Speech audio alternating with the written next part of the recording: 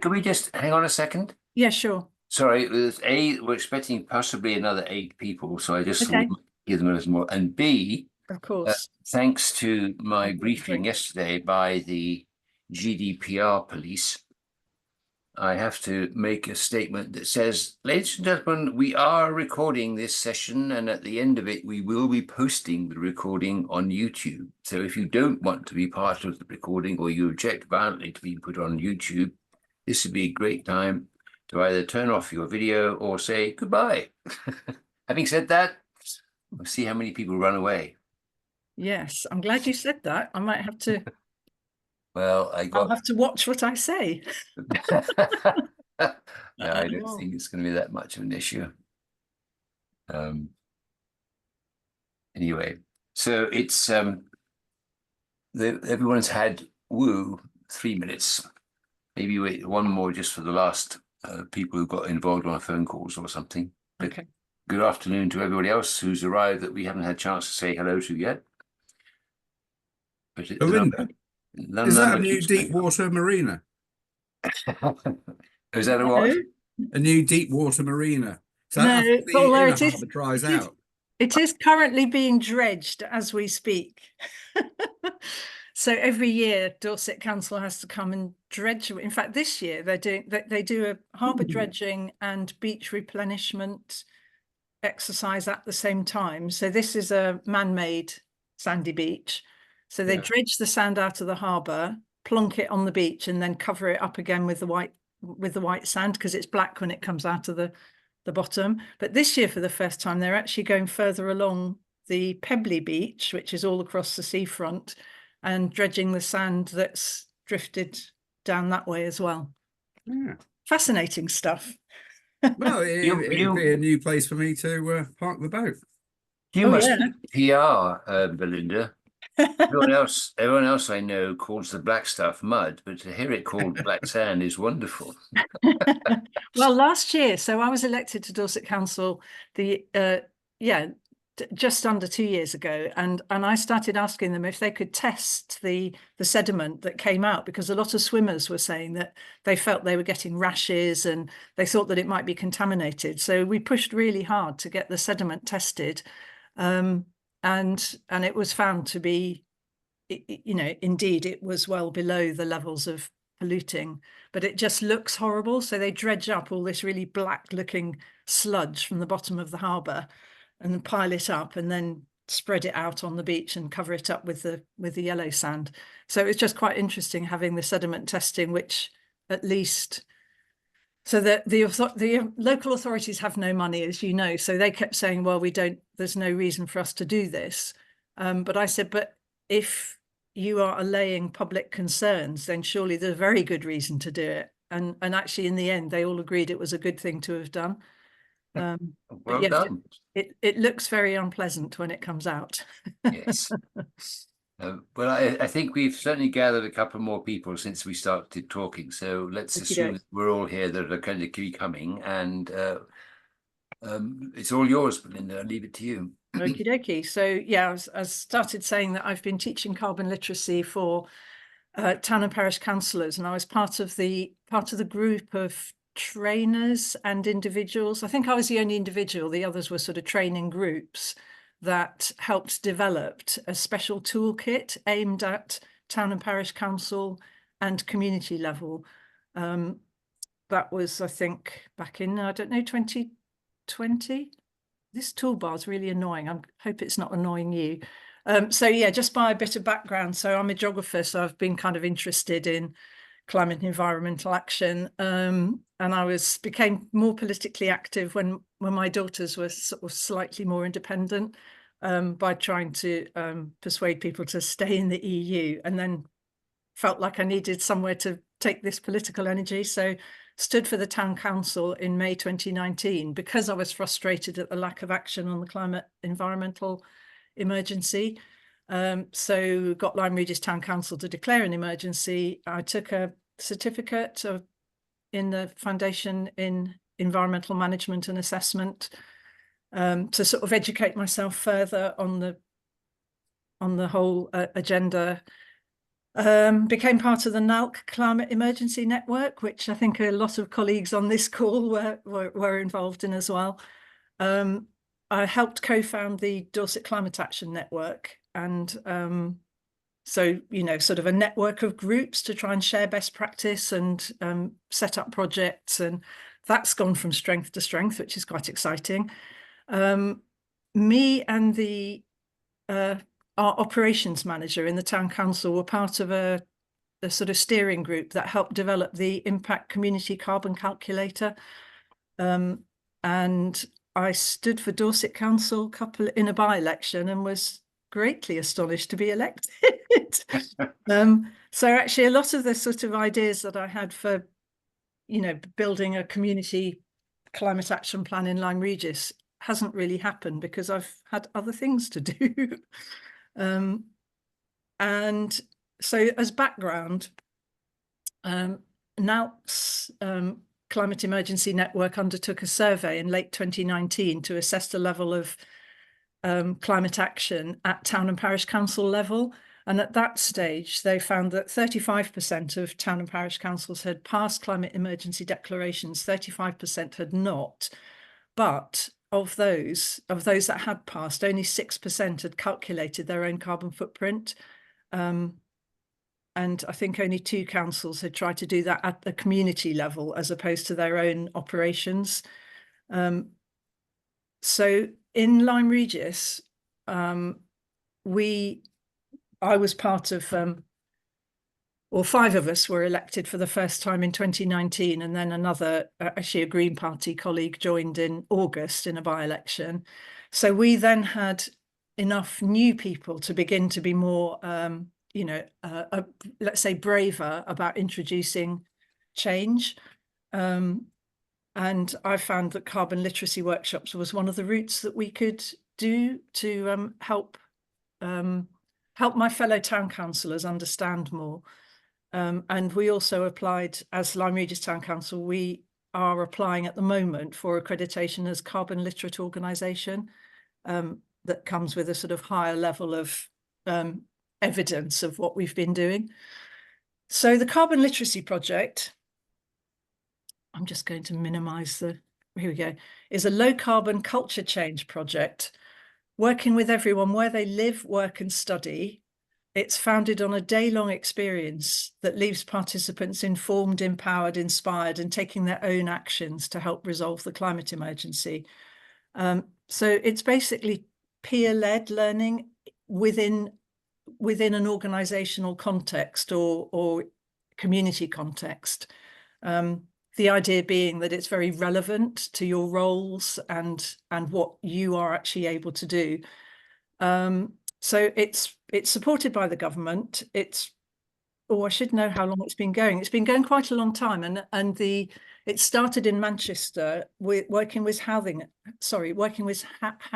associations, and then the Greater Manchester Combined Authority got involved, and it sort of blossomed from there. It won an award at the Paris COP as being one of the best sort of mechanisms to spread climate awareness.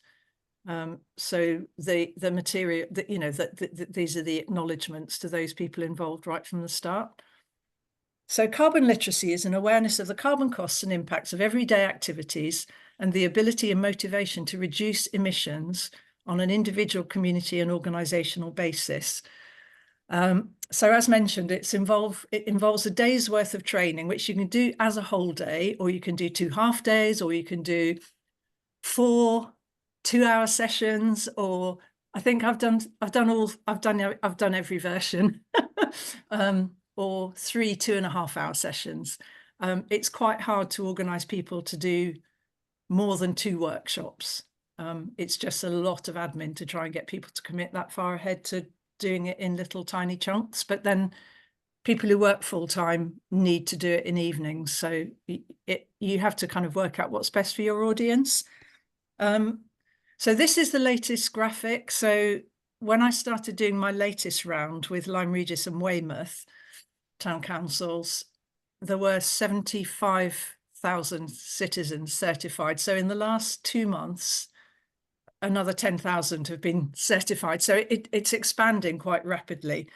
And this little badge in the middle is, so I undertook the accreditation as a certified facilitator, I can't remember, a couple of years ago. And the little badge on the right-hand side of the screen is what you get once you've undergone the training and submitted your evidence and had your evidence passed and accredited. You can use that little badge if you want, and that's new because they didn't have that before. So you get your individual sort of individually numbered certificate if you have your evidence form is agreed. So they also have, so that their mechanism of delivery is through professional trainers. I've actually done all of mine. I haven't charged for my time because you can't really do that as a counsellor. You can't benefit financially. So I've actually done my courses free, but the market rate is anything from £100 per head to £400 per head if it's a sort of bespoke face-to-face course. And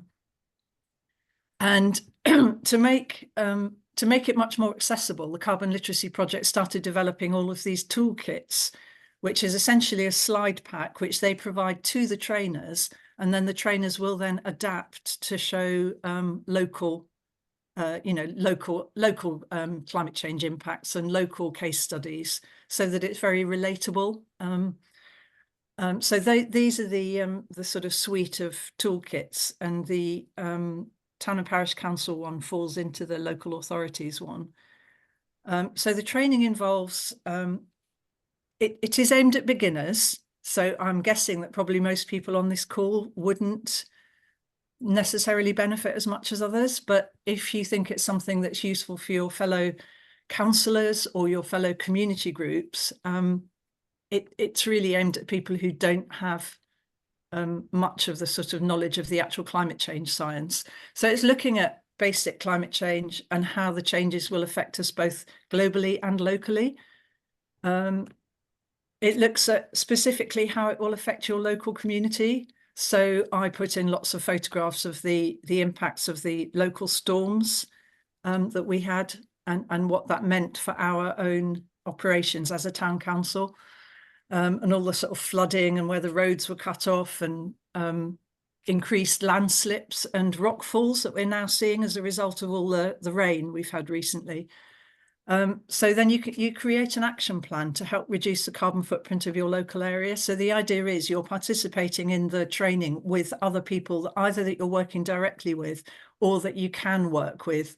And I tend to find it's good to have a mixture of staff and elected members and a few members from the community as well, because then that gives everyone the reassurance that there's people out there that can kind of help you develop some plans, and it helps you gain an understanding how you can mobilize change. So that a lot of parish councils, in my sort of experience locally, sort of don't think that they've got any influence, or they tend to think, oh, this is government, it's for government to tell us what to do, or it's the local authorities in charge of transport, or that a lot of parish councillors feel that they don't really have much agency, but it's really turning it on its head and just showing exactly how much influence you can have, and yeah, exploring strategies for influencing others. So these some of the reactions, I was quite surprised, because my first workshop was with Lyme Regis town councillors and a few staff members and community, a couple of community members, and they told me, you do realise you're preaching to the converted. You need to get the people who aren't here to be here. And I said, well, that's fine, except that I can't make people attend. But actually, it was really interesting, because I became aware, as we were talking about the different greenhouse gases, for example, I became aware that even though they saw themselves as the converted, they actually didn't know any of the basic science. And I was quite surprised, as someone who's always been interested in it, but actually that was a learning point for me, And I just thought, that's why I can't get anything through my town council, because they genuinely don't understand. And so that's been quite interesting. Conversely, I did a series of workshops to Dorset Association of Parish and Town Councils this time last year, and almost all the people that booked on that were really, really experienced, far more experienced than me. And the first part of the course was a little bit frustrating for them because they already knew the climate science. So these were some of the comments. I went to the meeting slightly naive. I came out of the end convinced of the need to react now and not tomorrow.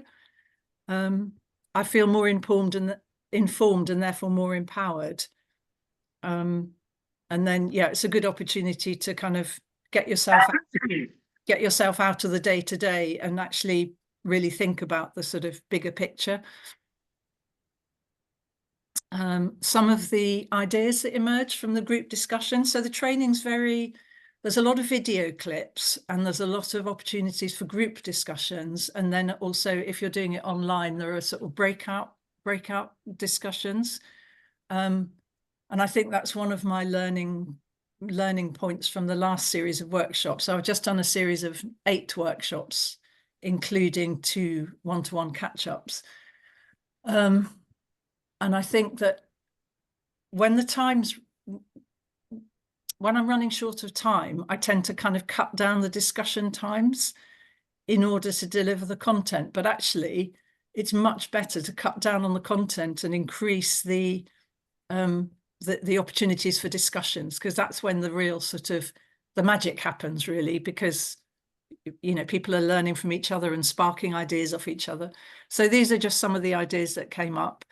And yeah, it does offer a rapid run through of climate science, and it is up to date. We make sure that although the toolkit is sent to us, sent to the trainers by CarbonLiteracy, we have to update all of the generic slides as well as localize the local content.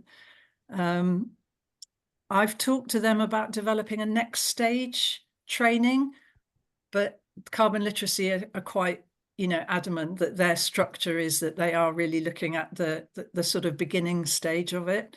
But there's nothing to stop people, kind of developing another stage. And we're looking at doing that in Dorset. And so the latest round, yes, I had 4 co-facilitators, which really, really helped because it's terrible having to listen to one voice. And I sort of end on, because it does get quite, emotional. There are lots of ups and downs in discussing the doom and gloom, but then we come up again talking about what we can do locally. And we also discuss climate deniers and how to talk to people about climate change. But I end on a couple of slides. So this is my daughter and my grandson. And she had an idea when I was first elected to Lyme Regis Town Council, and I was whinging about the number of plastic buckets and spades that we end up having to pick up off the beach, and the dog walkers were picking up, and the town council team who clean the beach every day were picking up all this stuff. So she said, well, why don't we make a box and people can recycle? And then that would save, families having to go to the shops each time the kids want to go on the beach. And so I raised this with the town council. The chairman of the relevant committee said, oh, that's a great idea. We don't even need to take it to the council. The youngest member of the Outside Works team built the box. I got kids in my street to design posters, and the design agency then used their designs. And it's been incredibly successful. So I kind of put that up there as sometimes it's the little things that capture people's imagination. Because even if people aren't using that box, we often see people taking photographs of it and talking about it and saying what a good idea it is. So this next thing, so I kind of include that slide in my CarbonLiteracy training, and then other people who've done the training have said, oh, that's a great idea, we could do that. So lo and behold, Weymouth Town Council has a toy library. I think they've got 3 of them now along their seafront, which is a lot bigger than ours in Lyme. And this is Charmouth, our neighbouring town. So they've got one called, I think it says leave only footprints on the sand, something. It's really lovely. So as I say, sometimes it's the little things that capture the imagination. So that's it. Does anyone have any questions?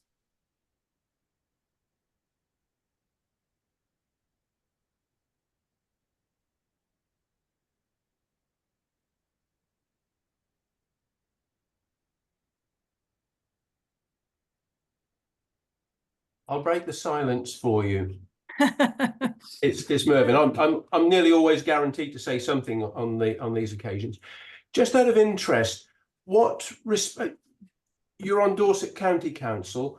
What response have you had from the County Council in terms of getting other councillors to commit to carbon literacy training, or in their areas to develop, shall we say, local climate action plans? I mean, I live in Lincolnshire, central Lincolnshire, and I'm on the District Council for North Kesteven District Council. And one of the things that I pushed for in the previous council before May, and when I was on the executive, was for all councillors to be trained, have carbon literacy training, because you need your fellow councillors on board to push the agenda.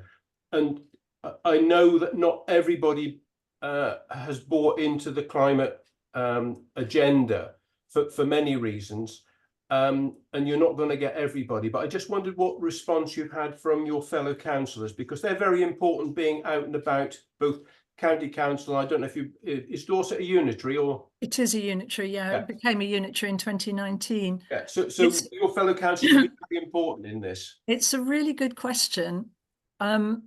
I tried before I was elected, I did try to talk to Dorset Council about whether or not they were doing carbon literacy training at local authority level. And they were not really keen at the time. They were thinking that they would be better off developing their own training package.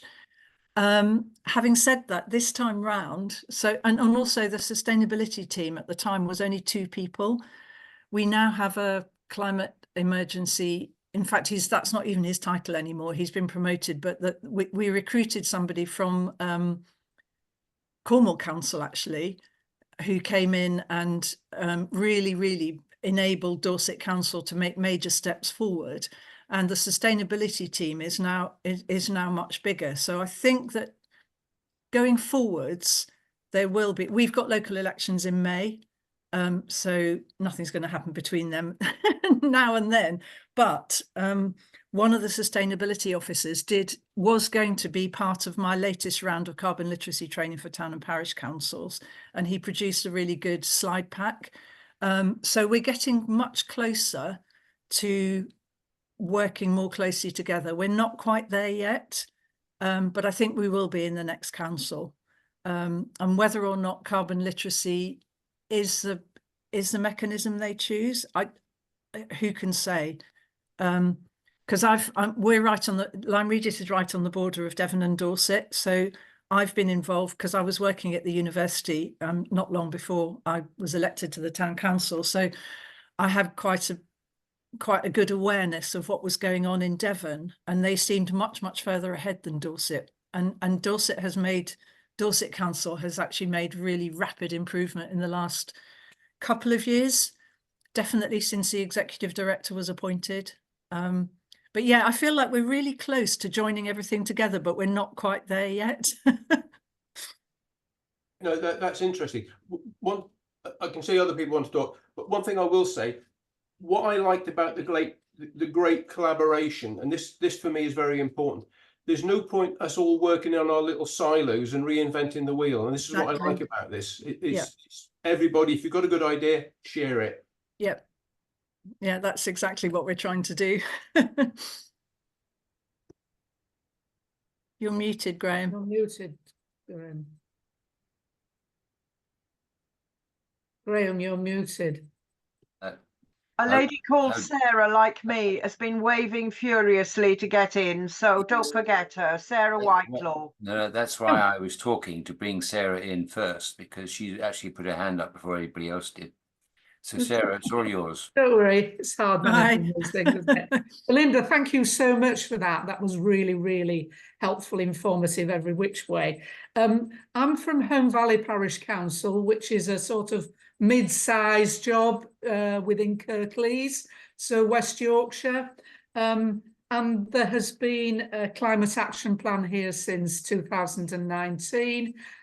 We've got a lot of stuff going on. We've got plans, we've got also, but as you were talking, I'm thinking it would be really helpful to us, I think, to have an outsider come and have a look at what we think we're doing, whether we're hitting the right buttons, you know, just that external eye more than anything. And whether that's something that your organisation or you could point us in a direction, really. I think that's a really, really good point, because I found it very difficult delivering to my own councillors, and I'm quite sure that people, you know, there's something about somebody coming from outside that possibly they will pay more attention to, or Absolutely. yeah, there's yes. Well, the Carbon Literacy website will give you you know, lists of local trainers, but because it's online as well, then yes. And also there's no reason why, because the idea is it's kind of, as I say, it's peer-led, but I used quite a few people in Dorset Climate Action Network who came through the training this time. So our plan now is that Dorset Climate Action Network will be able to deliver training, which I think is probably slightly better than just having somebody who is a councillor within your own council, because there's something slightly awkward about that relationship, isn't there? But yes, I can. Yeah, yeah. I guess we can pop emails in the chat, can't we? And thank you. Keep in touch. I guess what I'm after really is somebody for us to be able to say, here's what we've done. This is where we are. Yeah. Give us an appraisal of it, will you?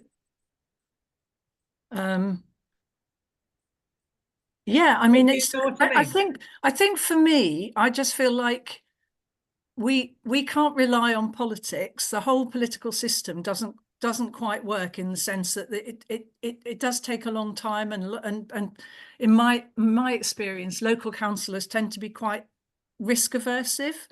And so the more we can encourage people in community groups to undertake action, and then that gives the councillors the confidence to, you know, to support them, whether it's just funding or whether it's initiating activities. And as the previous person said, sorry, I can't see everyone's names. You know, the great collaboration, the idea is that we're going to have sort of easy guides to sort of, you know, if you want to set up a repair cafe, here's a 1, 2, 3, 4, 5 guide to ways that it can be set up. And there isn't really a sort of right or wrong answer either, but because it depends what the volunteer capacity is essentially in your community, as to what is able to happen. So we can't really be too prescriptive, I think, because what works in one area might not work in another. But yeah, definitely having an outside eye coming in, there's something quite useful about that. Thank you. Okay, I'm slightly scared that people who've had their hands up have now taken them down again, so maybe they've got frightened. But since Sarah's still got hers up, let's ask Sarah to go next. Sarah Barker, please. Thank you very much. Thank you, Belinda. That was excellent. I must apologise for being late. The time had run away with me. I just wanted to make people aware, my borough council, which is called Tunbridge and Malling in Kent, in West Kent, they've recently had money and they are advertising grants of £130 to do your carbon literacy training. I've been promoting this to 26 other parish councils, and it's trying to get blood from a quarry, I would say, not just a single stone, but a quarry. And fortunately, the link broke to join last week, so they've had to extend it by a week. But will everything I need, like courses and that sort of thing, be on the Carbon Literacy website?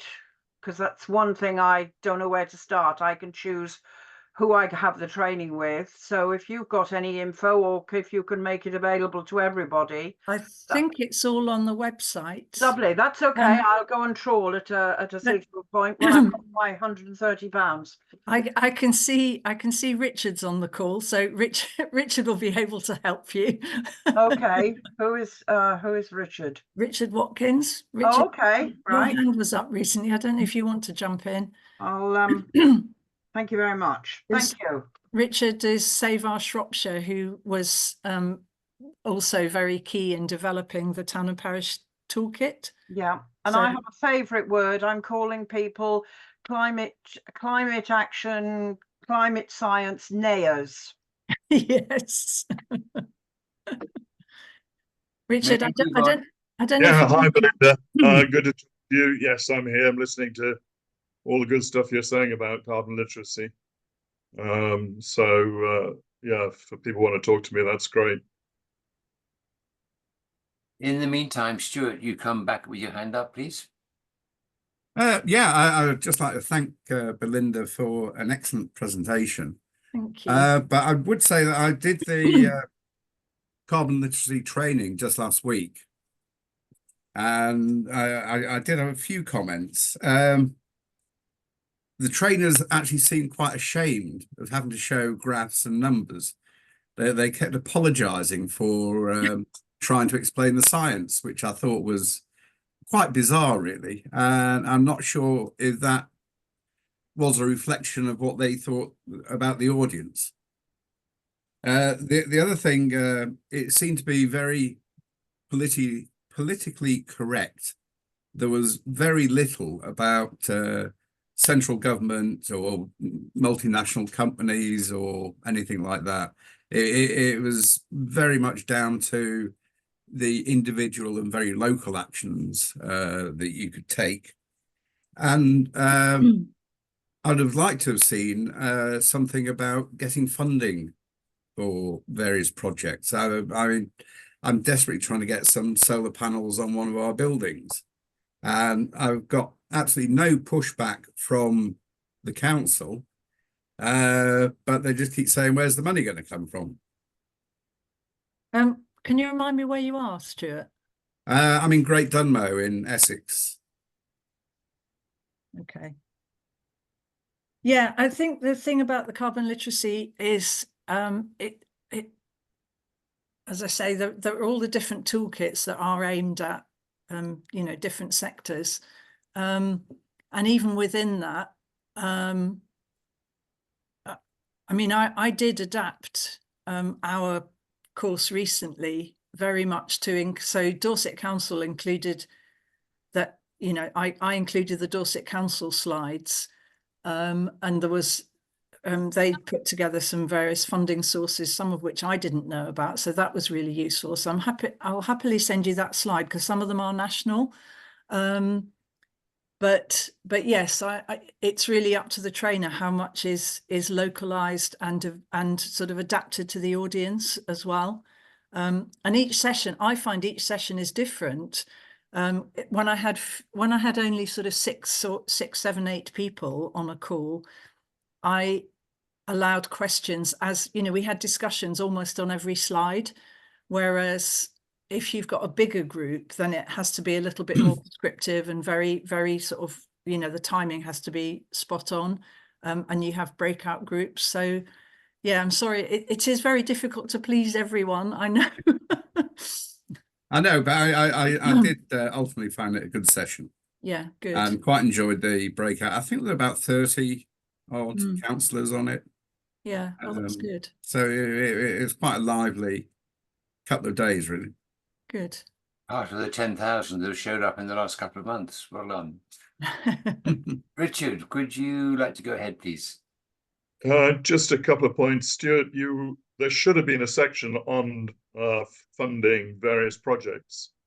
So I'm surprised to hear that you didn't hear about funding. If you're looking for funding on solar panels specifically, there may be some stuff around an organization called Share Energy, and there may be some links with other people. So if you want to provide some information to me, I might be able to sort something out for you on funding. Oh, that'd be great. The second point that I just wanted to add it was to Mervyn's point, which is an interesting one, about the involvement with local councils. Local councils tend to get their education via a different toolkit to the one that Linda's described, which is the local authorities toolkit. And here in Shropshire, we're in the position where we actually trained Shropshire Council, that's the cabinet, and also then the assistant directors as well. But it's not terribly well linked with the local parish and town councils that you're looking at, and that's a separate stream of education. And we're lucky to have been able to link those two things up, but they're not naturally linked. But the CarbonLiteracy project does have a local authorities group which does link the two together. The course that I did was organised by the LGA. Okay. And it was a company called CAG Consultants that were running it.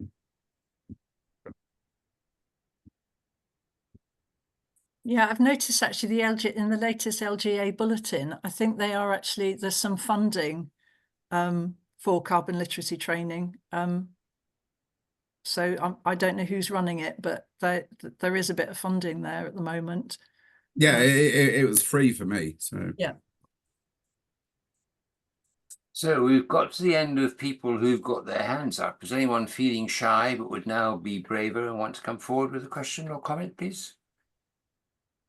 And whilst you're contemplating that, I will just say publicly, Belinda, thank you so much for taking the time and putting all that together for us. It was You're very welcome. So good. Oh, we've got Wendy's hand up. Yeah, Wendy's just arrived. So you're muted at the moment, Wendy, because I had to put you off. There you go. That's fine. Yeah, hopefully I'm not sure what I look like today, so I wasn't. And I've moved my laptop to a different place. So anyway, Belinda, honestly, I literally joined my local council as a councillor this last April, and thought I might be in a better position to be sitting around the table to have a more of a say and an impact.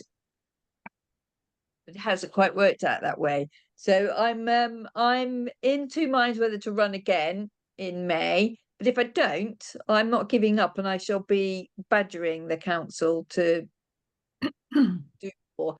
I'm part of, like, we had like a climate action group, and we were all meeting over Zoom and stuff. And I made a suggestion that maybe as a council, and I was willing to give up my time before I was a councillor to go around, and maybe we should talk to all local businesses, find out what they're already doing in terms of reducing transport to their workplace, how much of the litter picking, what are they doing, and then to see what and is there anything else the council can help you out with that. And I know it meant another volunteer councillor joining me on that, but it was just ignored as a suggestion, and that was like 3 years ago. And I'm just like, oh, it's like, how much good information, but it was just networking and coordinating, and like just as a starting point. So I came back from a holiday. I've not been on a holiday for a little while with my with one of my daughters, and during it I was watching Sky News or something that I don't normally watch, and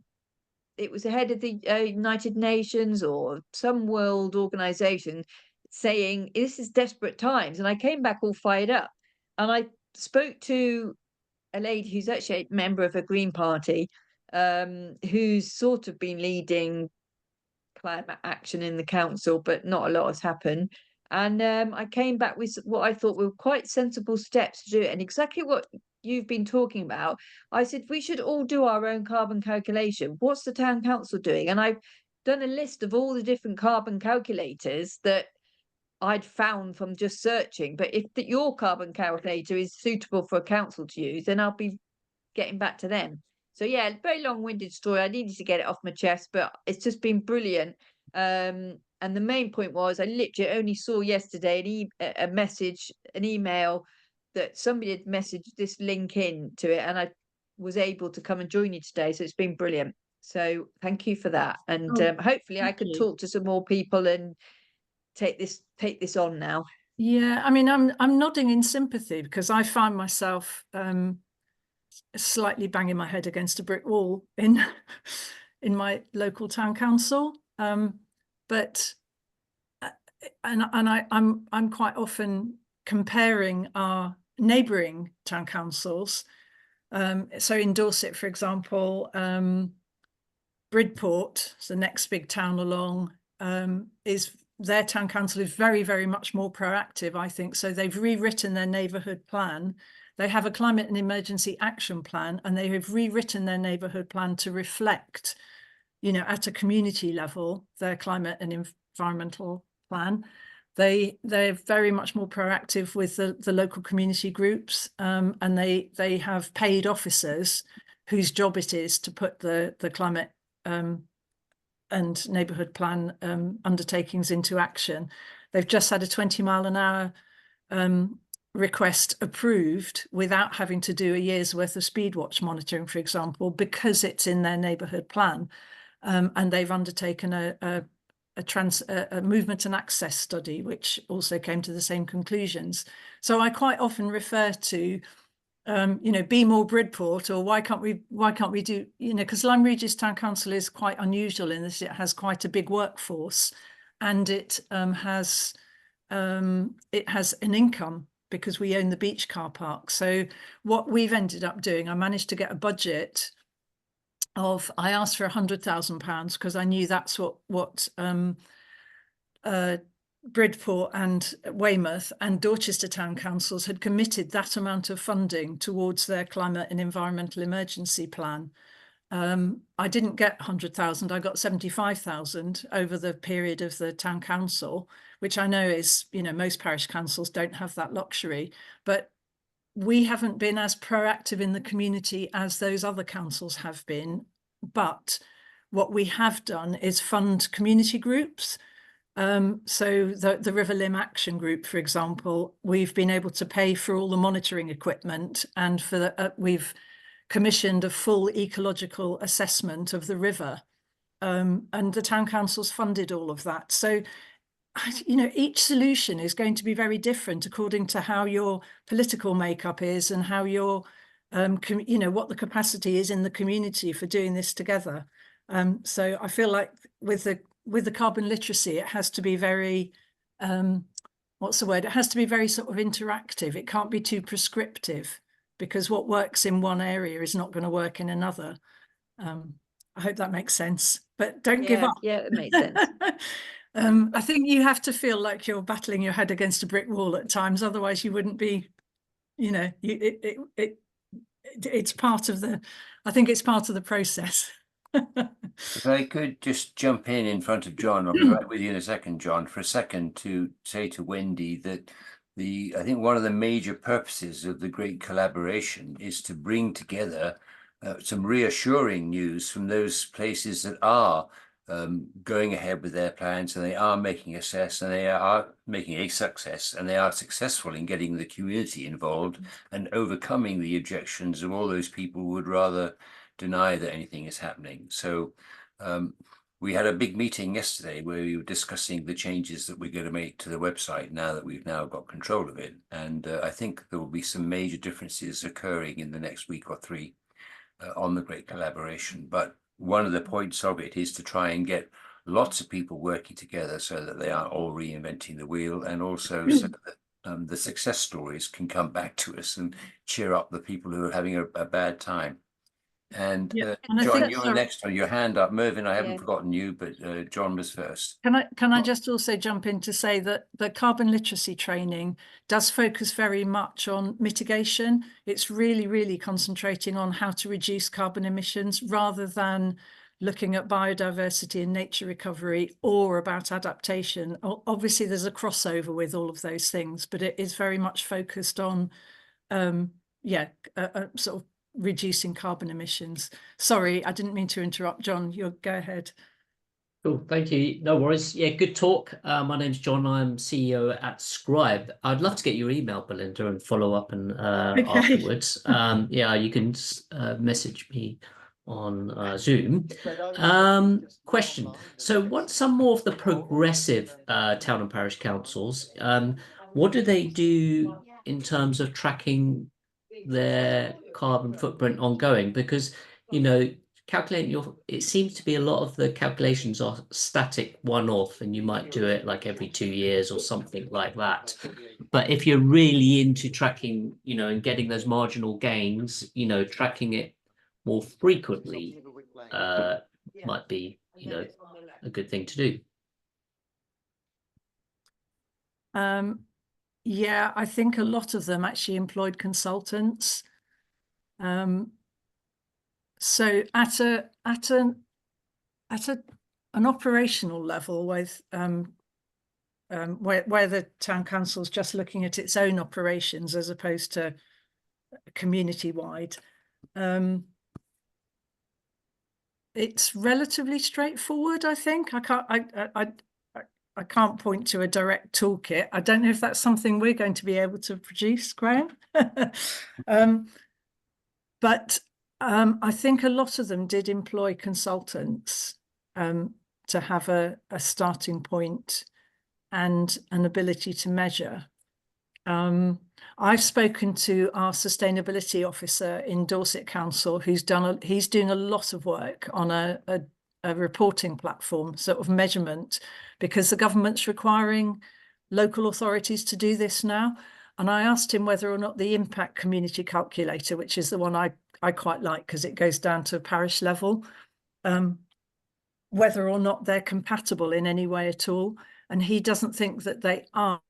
That the impact community, that carbon calculator data is government data, but it's 2 years behind the data that they're using, which he thinks is 2 years behind the current year. But the what he thinks is more useful is the consumption-based emissions, because the University of Exeter and Centre for Sustainable Energy, who run the impact calculator kit, that is, they've bought licenses to a lot of the sort of consumer household surveys and the credit ratings agencies and all of those things. So, but the consumption emissions tend to focus more on personal behaviour change. And so I think there's a few of the individual behaviour carbon calculators like Geeky Zero, they're quite good at tracking. But no, it is a bit of an issue. And I think that's where some councils have used consultants to do a proper survey. And I've been on quite a few workshops on this kind of thing where people do just say, don't let lack of data or lack of, you know, wholly verifiable data let you stop putting things into action. So it is a problem, how to measure accurately your impact and the impact of any proposals, but don't let the lack of it stop you doing things.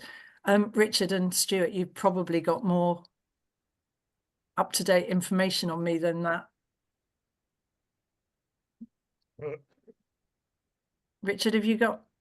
Yeah, I was just going to support what you're saying. Is impact is one tool which is useful from the point of view of parish and town councils, because your education is directed at them, because it does go down to the parish and town council level. It's one that we use, which we recommend that people use because of that reason. However, it is dated from 2018. And it's therefore very out of date. It's supposed to be updated every year, but they haven't got any funding to do that. Somewhere like Cumbria Action for Sustainability, who's a very advanced group and have developed parish and town councils, they actually took one of the toolkits and got that modified so you can get it paid to be modified for them. But along the lines of what you were saying, is that it's a limited use and limited value. It just gives you an indication of where you need to do. What John was talking about there, I think, is a gap in the market whereby everyone should be able to measure their footprint every 6 months. but there is no universal tool available as far as I can see to do that. Yeah. Anyway, the toolkit is pointing up emissions for a particular community. And what you then need to do is to get everyone in the community really to update their usage. And so I have actually seen one particular council set up a kind of Weight Watchers or Carbon Watchers program to enable people to do that. But again, that's technically difficult to do. Yeah. So what John's pointing up there is incredibly good. If you don't measure it, you won't know what progress you've made. So it's essential. Yeah, but it's not something that is universally available as far as I'm aware, John. And if it is, I'd love to know. Yeah, I mean, good to have chats afterwards. Yeah, I think you have, if you can shorten the feedback loop, you're more likely to make change, see the benefits of the changes you make, so it's like even like 6 monthly snapshots could be slow because there could be some immediate wins you could make and then see it done and go to the point. I mean, I come from a background in smart cities and smart tech and all that kind of stuff, and we're looking at building this exact thing of I mean, I can show you a little preview of the we're building a smart asset manager where, if I go down here, it's very basic initially, and just in terms of tracking your consumption metrics, and then you get breakdown. Basically, it should be real time. If you can do it, you can integrate any kind of smart meters or IoT device. Wow. But manually input things, so you actually have a real time overview of your consumption and your carbon footprint. And then, like, some are kind of advocating, it seems such a big task and scary task, but first just start collecting data, and as easily as possible, like just putting in your kilowatts on electricity, gas, fuel, and all these kinds of things on a monthly basis, like you do your bank reconciliation or something. And then you collect your baseline data, and then when you want to make a change, you hopefully see it impacted quite quickly. Yeah.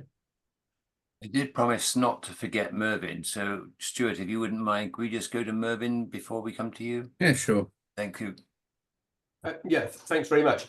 Yeah, it's important discussing this carbon tracking. When I did the carbon literacy course run by the LGA, that was 2 years ago, and I did the WWF carbon footprint calculator, the impact tool that we spoke about here, and Belinda had the slide up at the first outset, is very broad brush, and I tried to get my district council to look at one of the I forget which company it was now with the carbon footprint calculator, to tailor it specifically so that you can get the information out, because if you can't measure it, then it's very difficult to know how you're doing with all of this. But there is definitely a gap in the market for a carbon footprint calculator. What the way that I've approached this, when I did the WWF calculator, where I live, we haven't got a gas grid, so we're off grid for gas, and we use oil for heating. So I did my carbon footprint calculation. I then went to town on my home. We were already cavity wall insulated, but the measures that I took here, I reduced my energy consumption by about 30% over the past year. And I have a spreadsheet with all my electric and oil usage and whatever. The message I think we all need to take out from where we are, and this is the way that I'm approaching my role at District Council now. There are two messages you need to get out to people to bring them along with. One, there has to be some recognizable benefit. Are you going to make people's lives better by what you're promoting? So that's the first thing.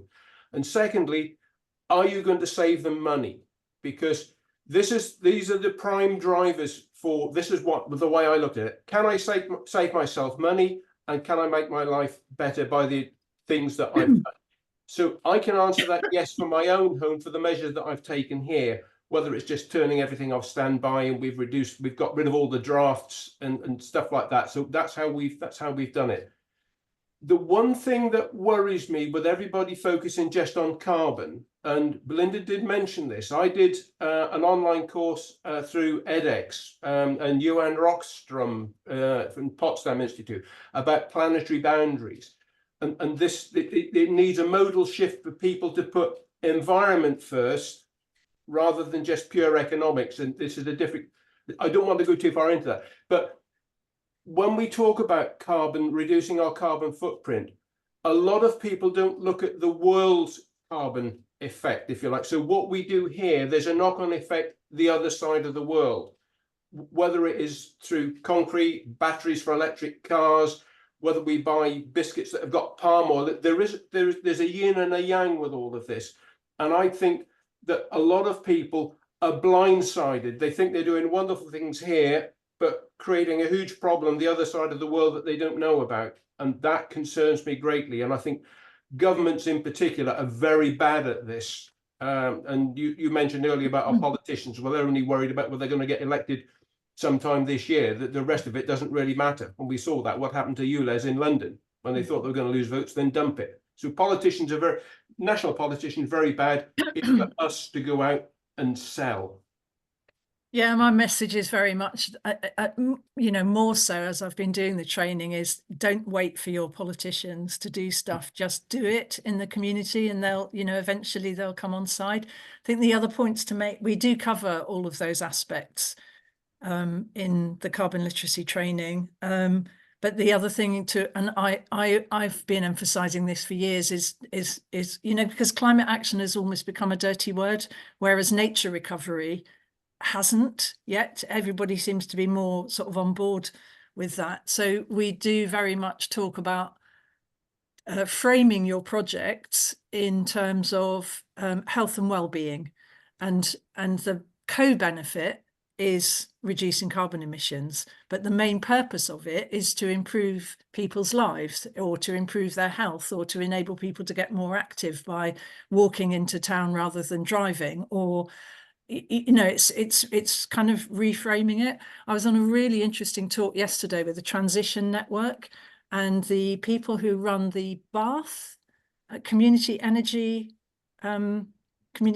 schemes were talking about, for them, there was a real learning in dealing with their local politicians. They realized that they had to use different language according to which kind of political grouping they were talking to. So, for example, they weren't getting anywhere describing themselves as a social enterprise, but as soon as they called themselves community entrepreneurs, they suddenly became much more acceptable to a certain political group. It's very, very odd, but how we frame what we're doing is quite important. And I've included in this round of carbon literacy, that I've just done the last 6 weeks or so, I included a section on how to deal with deniers, because we've got active disruptors now coming to meetings locally, not in Lyme Regis, because we're not seen as being particularly proactive, but in Bridport, the next town along, they have got organised groups of people who come from outside and go and sit themselves around the room as if they're all individuals, asking awkward questions to try and distract. And I know that people in Totnes have been experiencing the conspiracy theorists kind of targeting them. So we do kind of discuss that in this latest round, because it's difficult. It's quite intimidating when you've got people kind of disrupting meetings. But could I just throw one thing in, then I'll shut up with this. You talk about finance for projects. We here in my district, we've got 5 very large solar projects which are in the mix at the moment. 4 of them will require a development consent order from the Secretary of State. Now, the government has already set its stall out for 70 gigawatt by 2035, and I think Labour want 50 gigawatt by 2030. These companies that are doing this, we know that the main driver for the companies putting them in is money, but it produces green electricity. there is a payback for this, community payback. And what I've been doing with the companies that are actively putting in here is saying, look, what are you going to do for our local community? It's infrastructure, cycle paths, cycleways, solar panels on village halls. And I'm trying to get a grant scheme put up so where local people who are not on high income can access grant money from these large solar projects to put solar panels and upgrade the heating. So Yeah. there's a huge amount of money that's untapped there that I think we could get into. And one of the projects is about 40 pounds per megawatt of generated but there's funds there. Try and hack into it. Yeah, that's one of the things in the town and parish councillor toolkit. It talks about, you know, the influence that you can have through section 106 funding and tapping into those kind of developments. The other thing I was going to say was one of the things that the director that was brought in from Cornwall Council to Dorset Council, one of the first things he did was to establish the decision wheel process that Cornwall pioneered, whereby it was based on the sort of donut economics model and the planetary boundaries, so that every single decision that Dorset Council makes has to be assessed against a range of the planetary boundaries, and not just reducing carbon emissions. It's looking at you know, air pollution and all the other things. So it's a slightly simplified version of the Cornwall Council model, but it's really changed the way that the whole council now thinks about every single decision. And it is true to say that the majority party has been less less excited about the whole climate and ecological strategy, which is partly why they renamed it Nature Recovery, Climate and Ecological Strategy, was to try and get the majority party on board with their own policy, if you like. But we'll see what happens in May. Okay, good. And I'm sort of putting together a list of topics in advance so that people will know what's coming. But one of the ones that we're looking for is a community energy discussion, for someone to come and talk about how they've already done it and what they would suggest and what they would like you to avoid running into. Just before we go, Stuart, can I check back with you? Did you get your question answered, or you decided it wasn't? It wasn't a question. It was just to say that our council were instituting the greenhouse gas accounting system, setting our baseline, I think at 2020 pre-pandemic, and measuring annually our CO2e. Yep, okay, good. I'm just making a note of that so that we can come back to it later. At least doing scope 1 and 2. I think scope 3 gets quite tricky. Okay. Okay, sorry, let me just say then that thank you all so much for coming, and in particular to Belinda for getting us all started. As ever, the chat sessions and the comments have always been very enlightening, and I'm delighted at the experts that we seem to be gathering around us, that every time someone asks a question, somebody else pitches in with the answer, which is what is supposed to be happening. It's great stuff. So I don't yet have a topic for next week's session, but I do hope to get out to you shortly, month by month, what's coming up, so that we don't have this sort of excitement of not knowing up until the last minute who's going to be talking to us. I'm trying to get better organized. I will do better. Graham, I can give you a contact for, at least I hope I can, for the Bath Community Energy group, if not Dorset Community Energy, possibly. I don't know if they'll be able to do something next week, but I can certainly give you some contacts. Okay, thank you. That'd be wonderful, Belinda. So if no one else has anything, let me say again, thank you all so much for taking the time to join us. It's great to see you all, and I hope this has been useful. I will be sending out a copy of the video and Belinda's presentation and the chat to everybody. By all means, delete it if you're not interested, but it will be there for reference points. And we are getting around to putting them up onto the Great Collaboration website as well. So you'll be able to go back and see them all from the beginning, from the first banter session onwards. Again, thank you for your time. See you next week, those of you who can make it, and good luck with the climate change. Bye-bye. Thanks, Graham. Bye. Thank you. Thanks, Graham. Thanks, everyone.